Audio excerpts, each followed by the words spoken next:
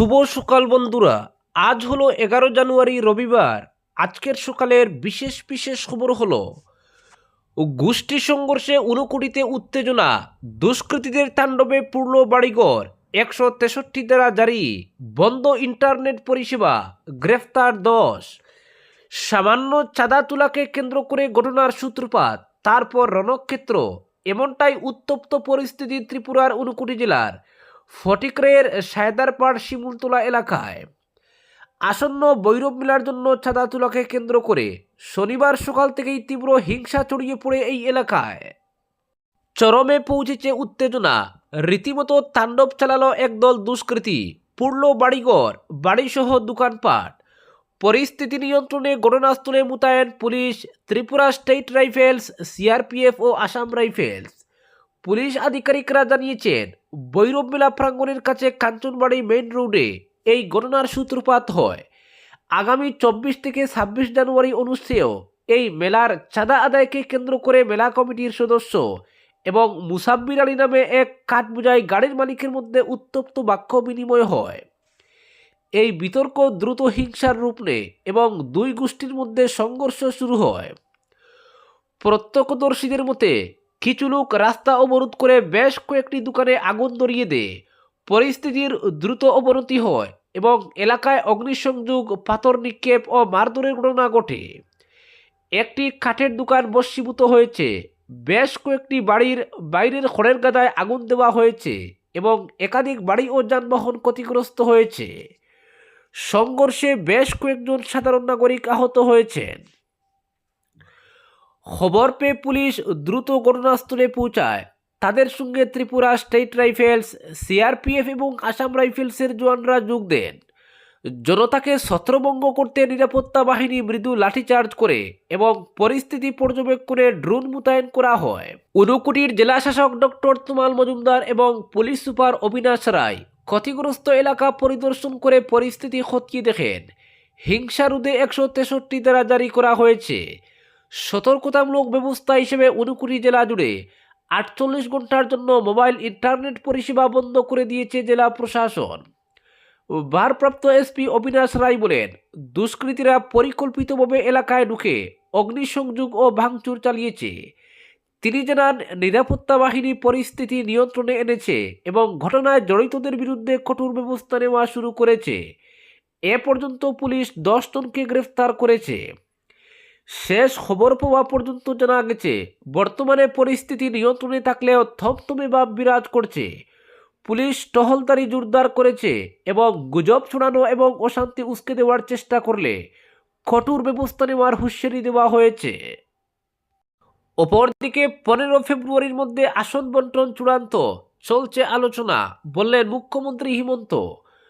গতবারের চেয়ে বেশি আসন দাবি করেছে অগপ, তাতেই আপত্তি নেই মুখ্যমন্ত্রীর। বড়োল্যান্ডে বিপিএফ, ইউপিপিএল দুই দলের সঙ্গেই জোট চান তিনি। শেষ পর্যন্ত দুই চিরবৈরী দলকে এক মঞ্চে আনা সম্ভব হবে কিনা সেটা জানেন না, কিন্তু আসন সমঝোতা নিয়ে জোট শরিকদের সঙ্গে আলোচনার ভিত্তিতে কে কতটি আসনে লড়বে 15 ফেব্রুয়ারির মধ্যে তা চূড়ান্ত করে নেওয়ার কথা জানিয়েছেন মুখ্যমন্ত্রী। 26-এর লক্ষ্যে জোটের শরিকদের সঙ্গে আলোচনার প্রক্রিয়া চালিয়ে যাচ্ছে বিজেপি। অনানুষ্ঠানিকভাবে আলোচনা চলছে অগপ, বিপিএফ, রাভা হাসং, যৌথ মঞ্চ এবং গণশক্তির সঙ্গে, কিন্তু আসন সমঝোতা নিয়ে আনুষ্ঠানিক আলোচনা হয়নি এখনো। তবে অনানুষ্ঠানিক আলোচনায় আসন বন্টন সেরে নিয়ে আনুষ্ঠানিক আলোচনার মাধ্যমে সেটা ঘোষণা করাটা মুখ্যমন্ত্রীর লক্ষ্য, কিন্তু এতটা সহজভাবে যে ওই প্রক্রিয়া ছাড়া সম্ভব হবে সেটা মনে হচ্ছে না।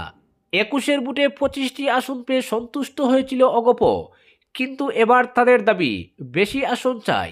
আঞ্চলিক দলের সাধারণ সম্পাদক রমেন্দ্র নারায়ণ কলিতা শনিবার খোলাখুলি বলেছেন, আগে আমাদের জয়ের সম্ভাবনা ছিল 83-84 কেন্দ্রে, কিন্তু ডিলিমিটেশনের ফলে এখন জয়ের সম্ভাবনাযুক্ত আসনের সংখ্যা বৃদ্ধি পেয়ে হয়েছে 104টি। আসনের সংখ্যা যেহেতু বেড়েছে, তাই আমাদের আসন সংখ্যা বৃদ্ধির বিষয়টিও নিশ্চিতভাবে বিবেচনা করবে বিজেপি। তবে অগপর জয়ের সম্ভাবনাযুক্ত আসনের সংখ্যা বের করতে সমীক্ষা চালানোর কথাও বলেছেন তিনি, কিন্তু অগপর দাবি টুকরে দেননি মুখ্যমন্ত্রী।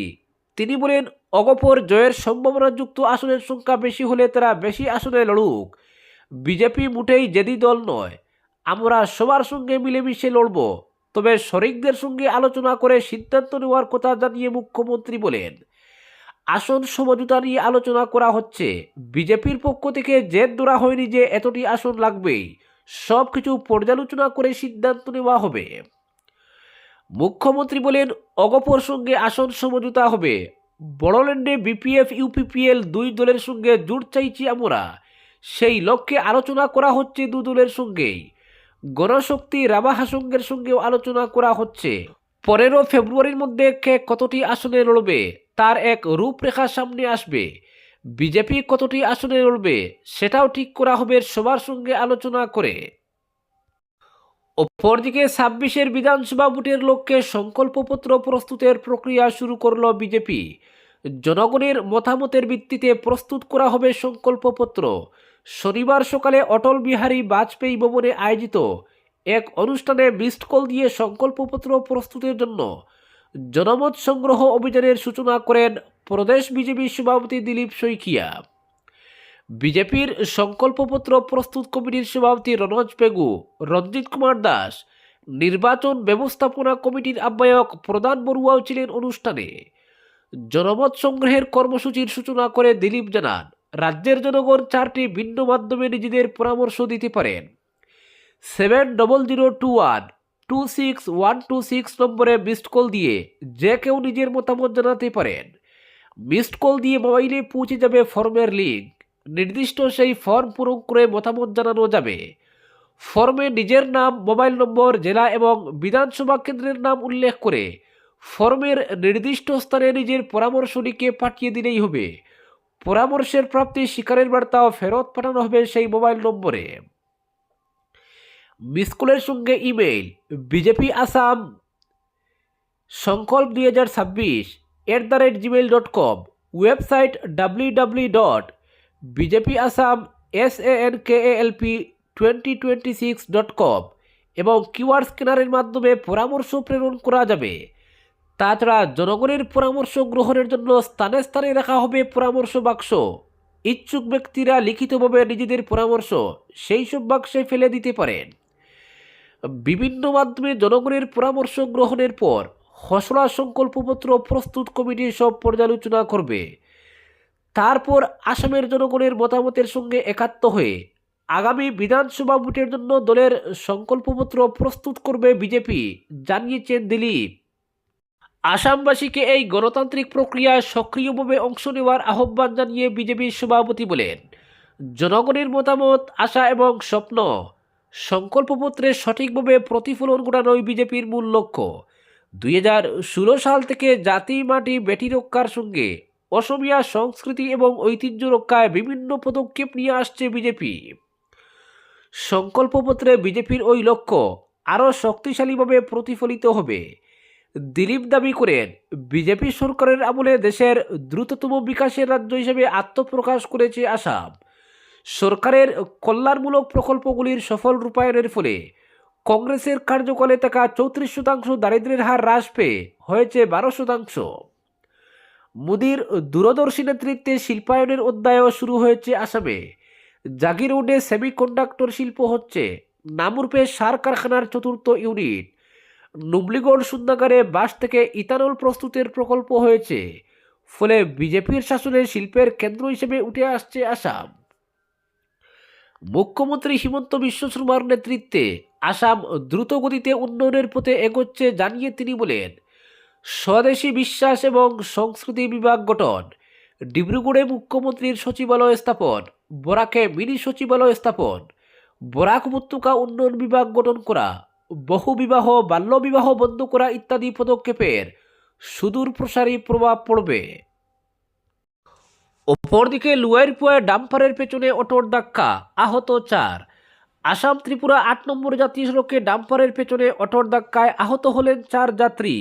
শনিবার দুপুরে লুয়াইরপুয়া এলাকায় দুর্ঘটনাটি সংঘটিত হয়। গুরুতর আহত হন 4 জন যাত্রীর মধ্যে রয়েছে 2 শিশুও। প্রাপ্ত তথ্য অনুযায়ী চুরাইবাড়ি থেকে পাথারকান্দি অভিমুখে যাওয়ার পথে একটি বেপরোয়া গতির ডাম্পার লরি হঠাৎ সজোরে ব্রেক কষলে পেছনে থাকা যাত্রীবাহী অটোটি নিয়ন্ত্রণ হারিয়ে সজোরে ডাম্পারের পিছনে ধাক্কা দেয়। সংঘর্ষের অভিঘাতে অটোটি সম্পূর্ণরূপে দুমড়ে মুচড়ে যায়। দুর্ঘটনায় আহত হন বর্ণালী দাস, শান্তনা দাস, অর্ণব দাস ও বুদ্ধ দাস। আহত চারজনই লুয়াইরপুয়া জিপির অন্তর্গত কড়িখাই গ্রামের বাসিন্দা বলে জানা গেছে।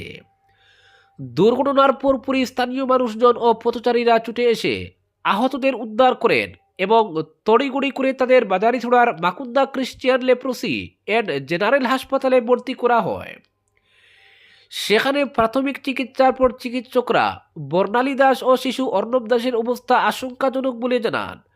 পরে তাদের উন্নত চিকিৎসার জন্য শিলচর মেডিকেল কলেজ ও হাসপাতালে স্থানান্তর করা হয়। অন্যদিকে শান্তনা দাস ও শিশু বুদ্ধ দাসকে প্রাথমিক চিকিৎসার পর ছেড়ে দেওয়া হয়েছে। এদিকে দুর্ঘটনার খবর ছড়িয়ে পড়তেই স্থানীয় এলাকায় তীব্র উত্তেজনার সৃষ্টি হয়। ডাম্পার লরির বেপরোয়া ও নিয়ন্ত্রণহীন চলাচলের বিরুদ্ধে ক্ষোভে ফেটে পড়েন স্থানীয় বাসিন্দারা। অপরদিকে 8 দিন ধরে নিখোঁজ উদারবন্দের গুসাইপুর দ্বিতীয় খণ্ড এলাকার এক কিশোর গত 2 জানুয়ারি দুপুরে খেলতে বের হয়ে আর ফিরেনি আশিক উদ্দিন লস্করের ছেলে আব্দুল কালাম লস্কর ওরফে সুহান। প্রথম 2-3 দিন এক এলাকার এক ব্যক্তির ঘরে কাজ করেছে। সে কথা জানতে পেরে আশিক উদ্দিন সহ অন্যান্যরা ওই বাড়িতে গিয়ে খোঁজ করেন। ওই বাড়ির লোকরা জানায় সে চলে গেছে। শুক্রবার একটি মোবাইল থেকে ফোন করে জানায় সে ট্রেনে রয়েছে। আশিক উদ্দিন উদারবন থানায় নিখোঁজ সংক্রান্ত একটি মামলা করেন। পুলিশ তদন্ত চালিয়ে যাচ্ছে। তিনি সংবাদ মাধ্যমের কাছে আবেদন জানান, যদি কোনো ব্যক্তি কিশোরটিকে দেখতে পান অতি সত্বর 6900352687 অথবা 9126203641 করতে বা পুলিশে খবর দিতে বলা হয়েছে। আজকের বিশেষ সংবাদ এখানেই সমাপ্ত।